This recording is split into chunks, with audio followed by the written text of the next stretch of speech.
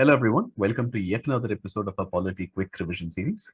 So in this video, we'll talk about a very important chapter, the preamble. So here we'll take a look at the keywords of the preamble, like sovereign, socialist, secular, democratic, republic, etc. Then we'll take a look at some of the debates over the amendability of our preamble. And we'll also try to solve some of the most important questions from this chapter. So without any further delay, let's get started. Take a look at this and tell me what you think are the answer. This is again a match the following.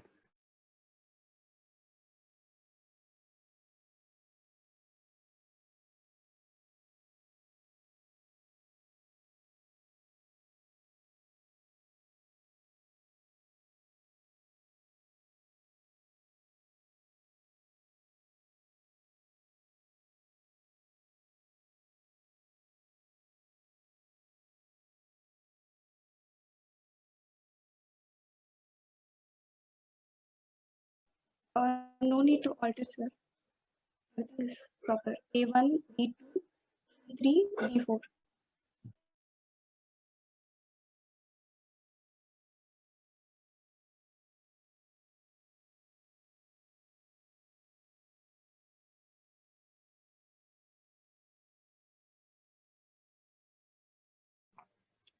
So that means republic is your head of state, is not a hereditary monarch, unlike your Britain. And when we say secular, it means there is no state religion. Our country does not start with the Hindu Republic of India. It does not start with Islamic Republic of India. It does not start with, things like that. Okay. And democratic, will of the people. If we decide tomorrow that we don't want a policy, we do not like a particular policy, the people can actually bring down the government who went with that policy, or they can force the government to change the policy. That means all sort of authority, all sort of power, it is coming from the people themselves. If you're a representative of the people, you're only a representative. You're just a face. Okay? But the policies are the people's policies.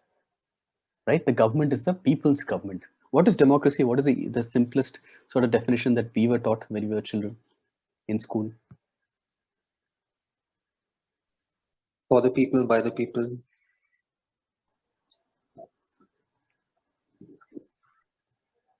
For the people, by the people, to the people, I guess. Of the people, right. Okay, similarly,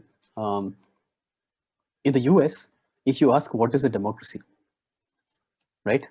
So I did my university in the US. So there, when you talk to those people, they don't go with this for the people, by the people, of the people. What they have studied, or the easiest sort of definition of democracy is government by the majority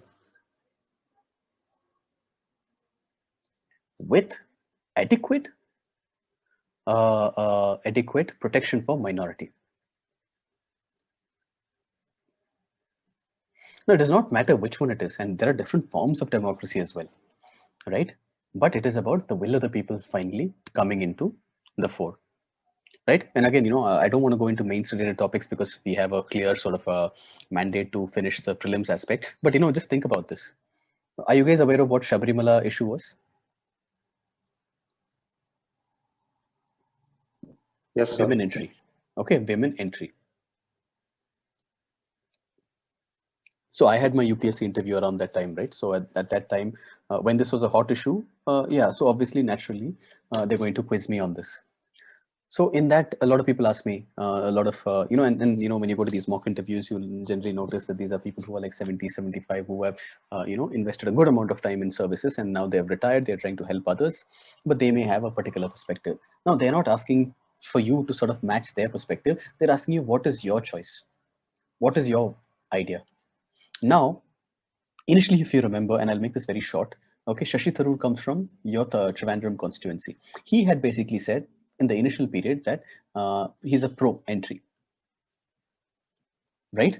And then later, what happened was he decided to be against, and he explains that I have noticed that while this is my position, my constituency really wants me to be against this, whether it's a Hindu or Islamic person, or whether it's a Christian person. They do not want much of a government sort of a position, or government sort of a ruling on religious affairs, right?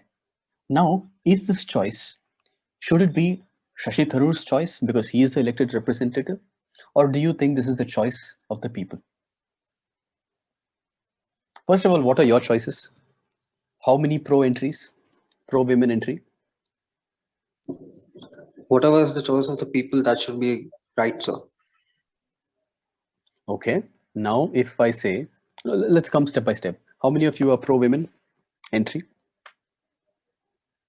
This is a good example. Okay. How many of you? Okay, Manvi. Okay, so that is one. How many of you against? When I say it's not like against women entry, it's basically, let me try to put this slightly better. What if I say status quo? How many of you for status quo? Status quo, sir. One. Come on, guys. There are many of you here.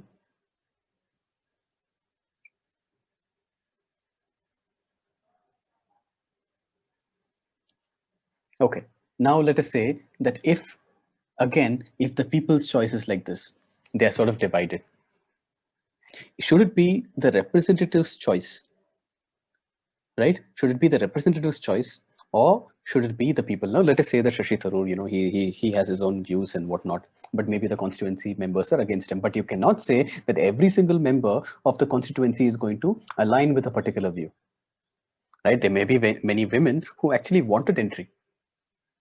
Many women wanted entry. There are many women. I remember once, I was traveling by train, and that was the time when what's the name of that? There's an activist from I believe Gujarat, Tripti Desai. She had just landed, or she just she was entering in Sabrimala area. So there was this one lady on the train, and she was like very, very worried. She was telling me that she is there. I hope something untoward does not happen. Blah blah blah, and all of this. So whose choice is it? Okay, there is again, just to think about, because our focus is not on means. Okay, very, very interesting. So that's why polity is very interesting. If you understand what is in your Laxmikanth, and then you go back to understand what is happening in the world around you, okay, it cannot be it'll be just an amazing sort of an application of what you already know, and try to apply it to how the country should be sort of governed according to the principles of the constitutions and whatnot. Okay, all right. Sir, Yeah. like the previous case, like Supreme Court, it has once said that, like, if it is not essential, to remove the practice. Like, according to you, is that practice essential or not? Can you repeat the question again? Is that practice what? No, what about the? Like in a previous case, I don't know what case it is. Like if the practice is essential, if it is not essential, we'll remove the practice. It was a statement by Supreme Court. So I'm asking you if that practice is essential or not. Shabrimala. See, my perspective was, I have been to Shabrimala, right? I have been to Shabrimala a few times, but not like, my cousins have.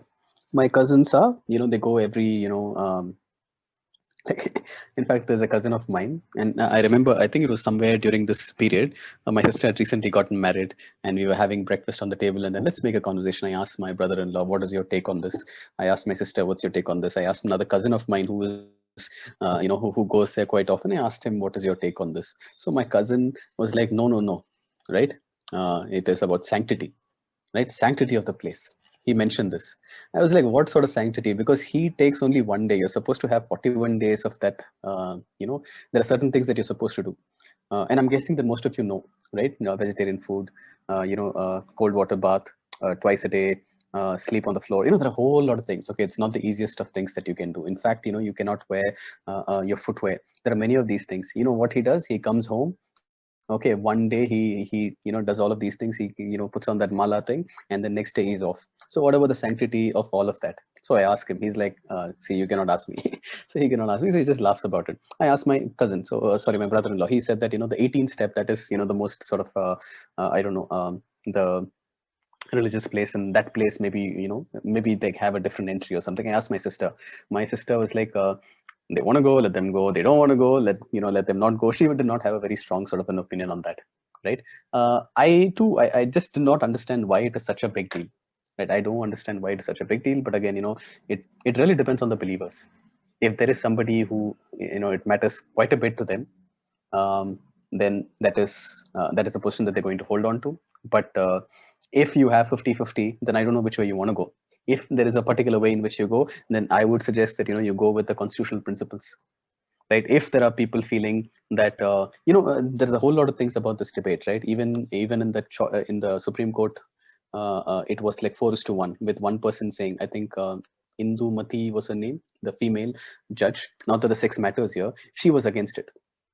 Okay, these guys were sort of for that entry, right? These guys are sort of for that entry.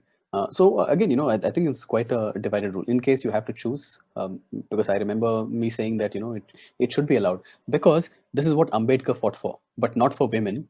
But in the 1920 late 20s and 30s, they had this thing for low caste members, right, who did not have a choice to enter many of these temples. So they'll have a temple of their own. So they could enter certain temples, but not all temples. Women can enter most temples, but they cannot enter this particular temple, right? And similarly, there's another temple in Trivandrum. I don't know if you guys know, Artingal or something like that it's called, where my mother and my sister, they go. That is not open to men. At least it is not open to men during most of the year.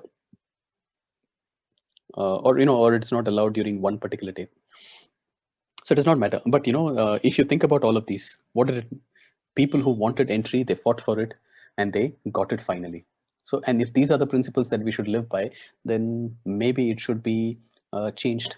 So if the question is it an essential practice or not an essential practice, I don't know, right? But if there is a choice that we have to make, maybe it should be according to constitutional principles. But again, you may agree with me, you may not agree with me, but this is not one of those things that I have felt extremely strongly about.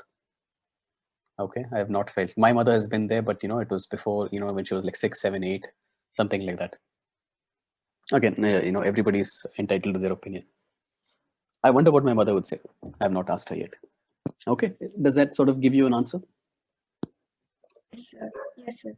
Okay, so all of these things are very, very interesting. That's why polity is extremely interesting, guys. If possible, you can take up this magazine called Frontline. Okay, and I enjoy this because during our childhood itself we used to have Frontline magazine. This is not something that you would read for your UPSC, but it expounds. It sort of brings in many different aspects of a debate. Okay, in fact, I did not know the history behind this temple and that it was a tribal god, and who was a tribal god, and how it became mainstreamed into a full-time sort of a god for everybody. So in this, there is a concept of little tradition and great tradition. Little temples from around the place are sort of linked to the great tradition. In Hinduism, great tradition, there are 3 major gods. It is your Shiva, it is your Vishnu, and there is Brahma. Right? These are the major gods. So all of your little traditions, let us say in Parani, you have a god called Murugan or Skanda or Subramanya. Okay, he is known by many names. So how do you make him part of the real the top 3 Hindu gods? You connect it to either Shiva, or if it's a lady god, okay, or a goddess, it will be like it's the wife avatar or something like this. So things like that. Okay, so all of these sort of aspects, I got to know, because especially for a person who does not generally read religious sort of articles, this is sort of eye-opening to me. Okay, you guys can try it. Anyway, coming back to prelims perspective. Okay, mains it gets very interesting and it becomes very easy to score also. Honestly, people find it difficult to score in polity, right? But I find it extremely easy to score in polity. Okay, with less amount of content. Okay. Excuse me, sir. So Yeah. one more thing. Is it constitutional? I mean, is it constitutional to ban triple talaq? Because it's a different law, Islamic law. Is it constitutional?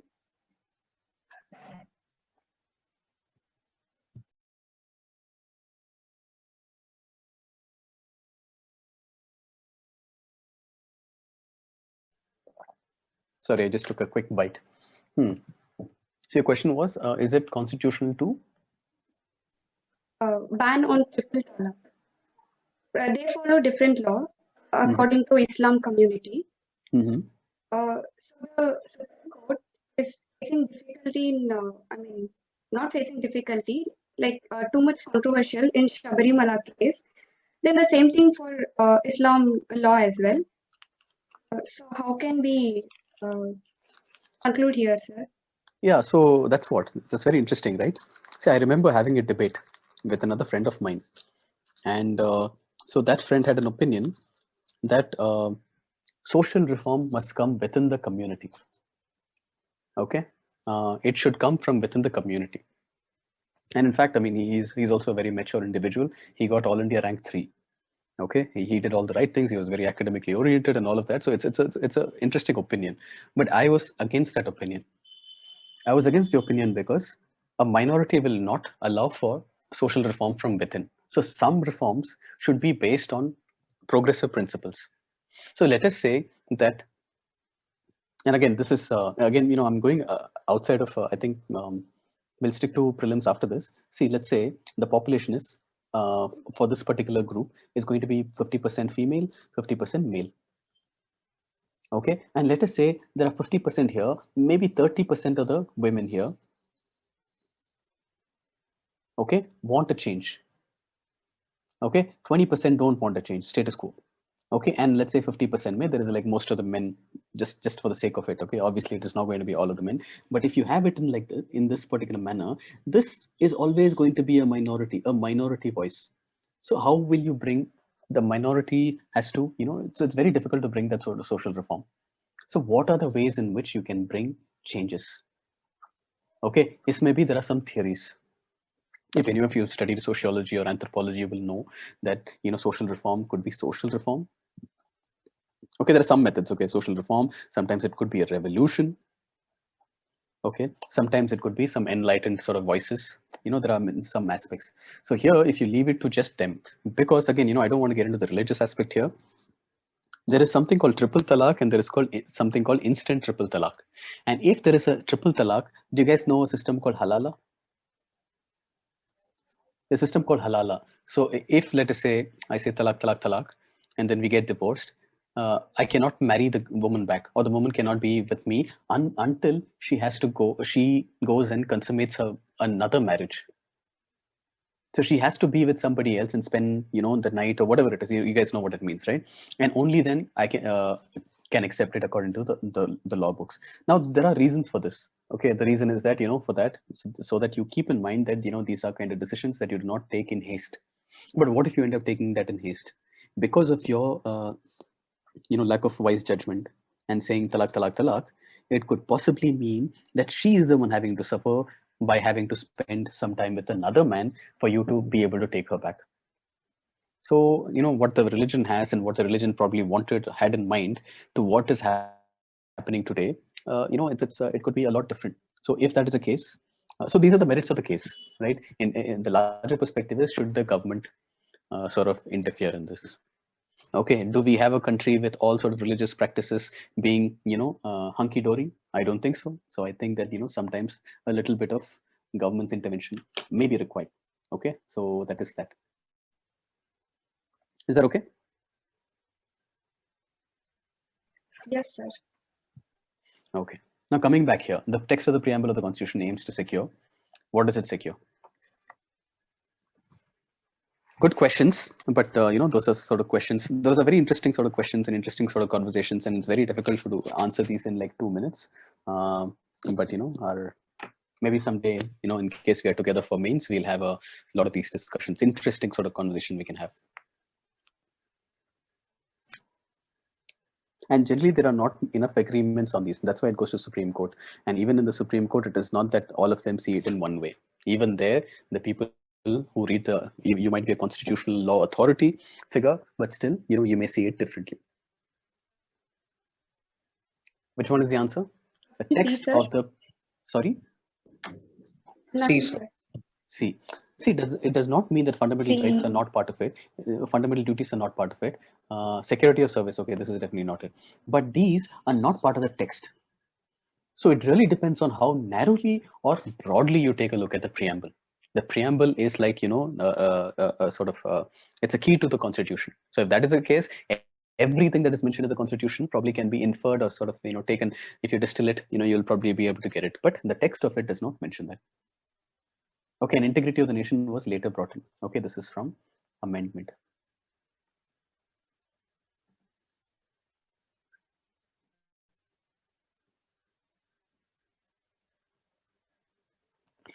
Union of Trinity. What is not included?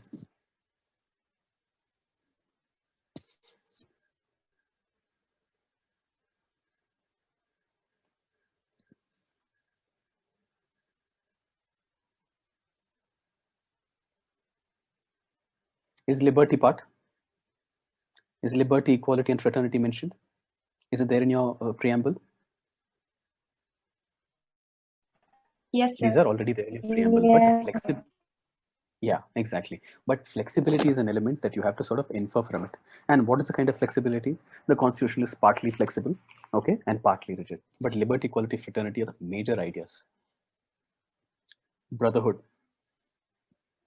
equality, liberty, okay. So these aspects.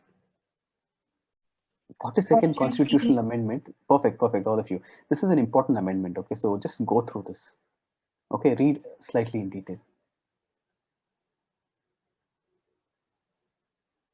And why do I say this? Because, and by the way, my handwriting is really woeful. And again, every class I generally have to apologize for this awful handwriting. So please bear with me. If it is not clear, you can ask me and I'll try to, just write it again.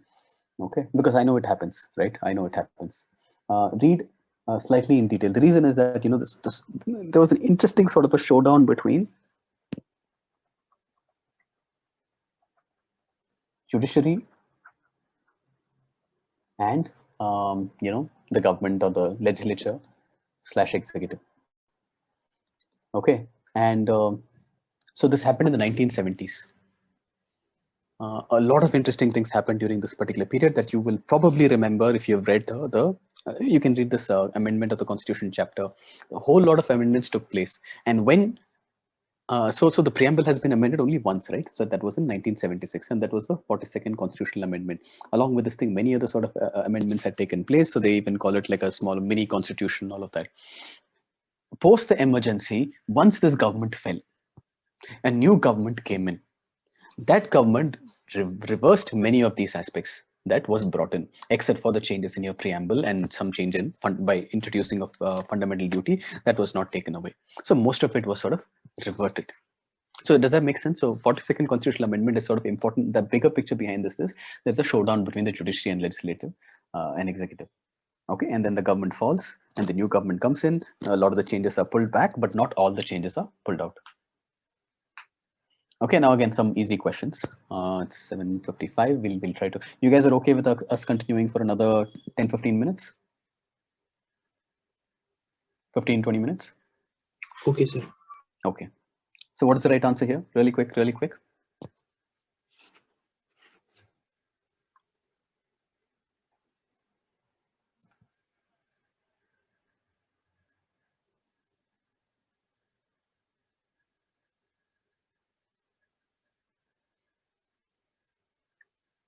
Option D, sir. Option D, okay. Option A, sir. Okay. Yes, sir. Option A, sir. Okay, so we have one Yes, sir. answer at D and then 4 here. Okay, just remember this SSSDR.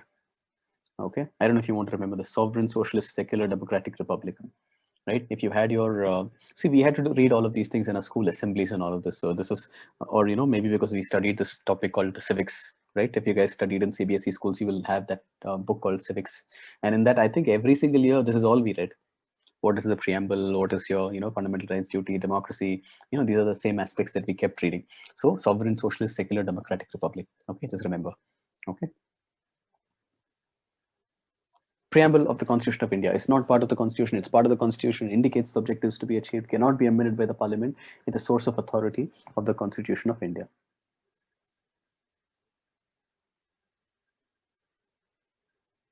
Option B, sir. B. B for Bombay. Yes. Okay, it is B for Bombay. See, it is not part of the constitution is incorrect. Amended by the constitution. The last part also we have already seen. Take a look at this and you guys can try to answer this question. I'll give you a total of 30 seconds, although in exam you'll have a little more than a minute. And try to tell me the answer. We'll solve many of these sort of questions in class, okay? Once we take a look at the concepts.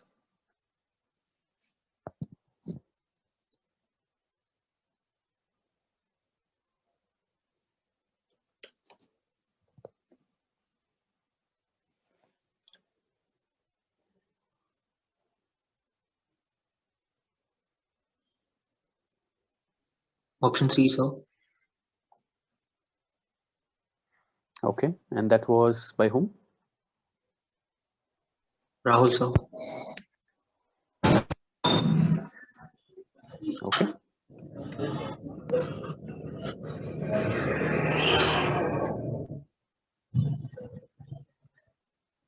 And what about the rest of you? Option C, sir.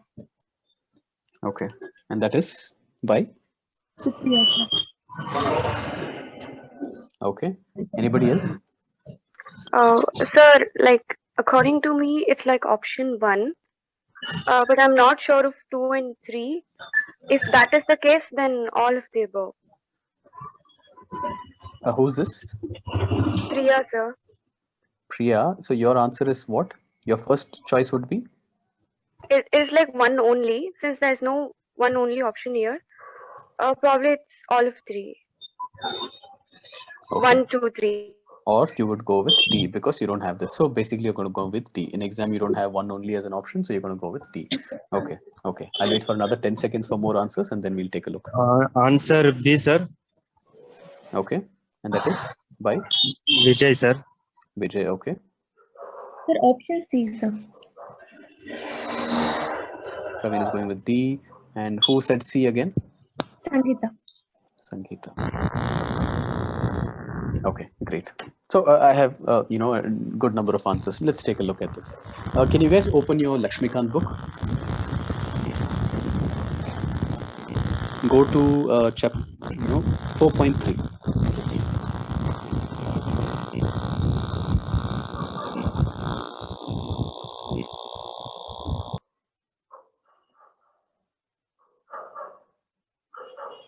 Now come to the topic on Republic.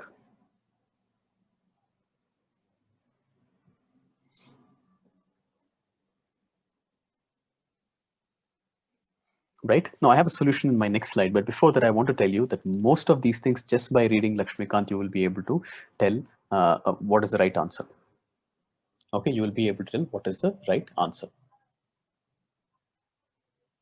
Okay, so vesting of political sovereignty in people. If you look at the third paragraph, a republic also means two more things. One, vesting of political sovereignty in the people. Okay, and almost all of you have gone for, except for a couple of you, most of you have actually gone for A is correct. Vesting of political sovereignty in the people, right? I'm hoping that you're able to read that. In fact, it is quote unquote from Laxmikanth itself. Okay, sense of brotherhood. Do we see that somewhere here? You will not be able to find it here. However, sense of brotherhood, the term itself means something. Okay, and if you go to 4.4 in fraternity, the first line that you see is sense of brotherhood.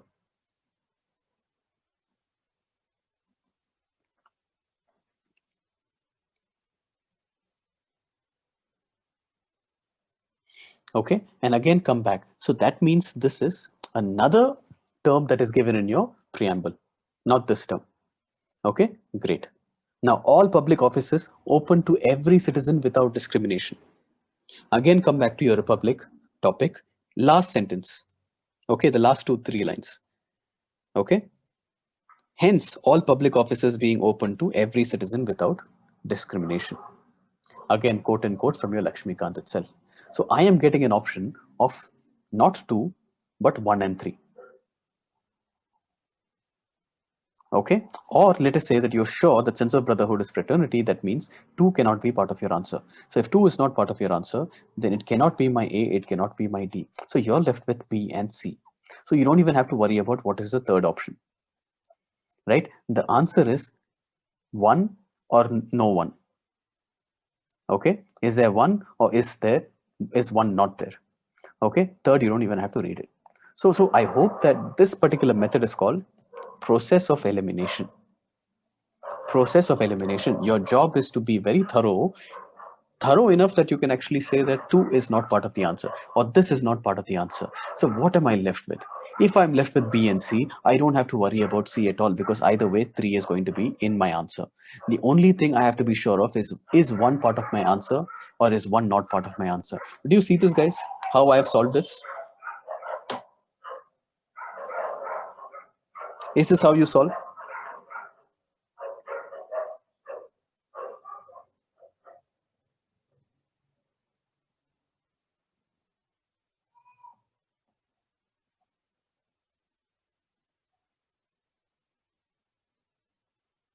Okay, so practice this process of elimination.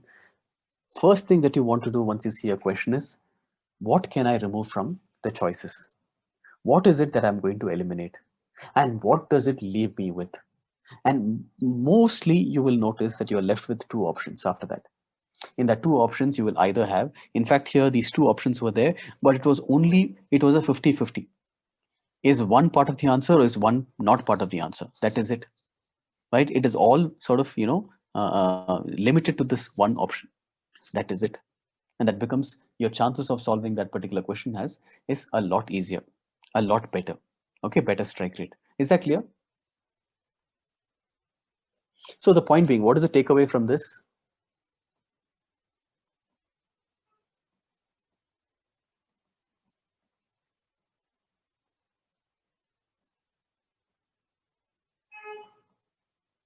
Directly from Laxmikanth. Then Laxmikanth, it's not his own words. Of course, he has, sourced it from other sources as well. For instance, there is a scholar named Granville Austin. He passed away a few years ago, but he had written, he was a very good scholar in terms of, writing on polity affairs. He was an American, I believe, and he was an expert in the Indian sort of polity, right? And you will see this if you go to your Laxmikanth. After every chapter, there will be the sources, okay, where exactly it has been, or the references will be given. In that you will see Granville Austin as well. You will see Subhash Kashyap. You will see, some books like that, right? So it has been taken from there. So most of the questions, so if you remember this book really well, directly you will know, yes, it is correct, or directly you will know, yes, it is wrong. Okay, so just keep that in mind. All right, guys, so that brings us to the close of our video. Thank you for watching, and I hope that you found the video to be useful. If you did, please like, share, and subscribe if you haven't already, and I'll see you in the very next video.